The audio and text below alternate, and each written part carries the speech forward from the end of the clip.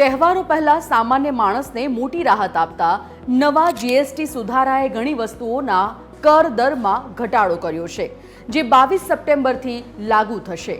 દરરોજ સવારથી સાંજ સુધી લોકો દૂધ, બ્રેડ, શાકભાજી વગેરે ખરીદે છે।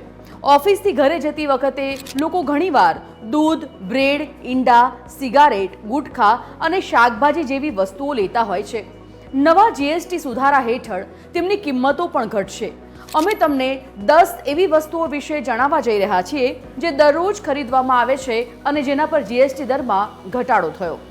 દૂધ અને શાકભાજી પર પહેલા જીએસટી દર લાગુ પડતો નહોતો, એટલે કે તેના ભાવમાં કોઈ ફેરફાર થશે નહીં, પરંતુ પનીર પરનો જીએસટી દર 12% ઘટાડીને 0% કરવામાં આવ્યો છે। એટલે જો તમે 200 ગ્રામ પનીરનું પેકેટ 90 રૂપિયામાં ખરીદો છો તો તમારે 10 રૂપિયા ઓછા ચૂકવવા પડશે।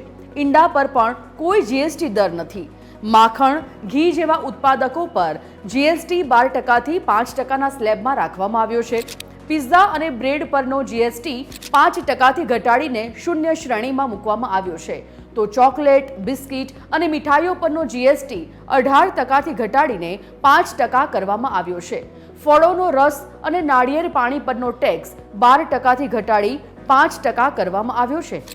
Shampoo, toothpaste, shaving product, talcum powder પર 18%થી ઘટાડીને 5% કરવામાં આવ્યો। ટૂથબ્રશ, ડેન્ટલ ફ્લોસ 18%થી ઘટાડીને 5% કરવામાં આવ્યા।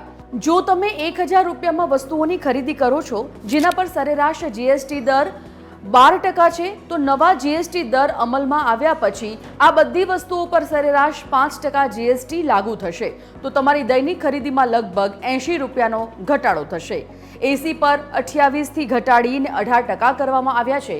બીજી બાજુ ડિશવોશિંગ મશીન, ટીવી, પ્રોજેક્ટરને 28%થી ઘટાડીને 18%ના સ્લેબમાં મૂકવામાં આવ્યા। હવે જાણીએ કે શું મોંઘું થશે। ઠંડા પીણા, ખાનગી જેટ, યાટ, ક્રિકેટ મેચની ટિકિટ, પાન મસાલા, ગુટખા, દારૂ, લક્ઝરી કાર જેવી વસ્તુઓ મોંઘી થઈ ગઈ છે। હવે આ વસ્તુઓ પર 40% જીએસટી ચૂકવવો પડશે।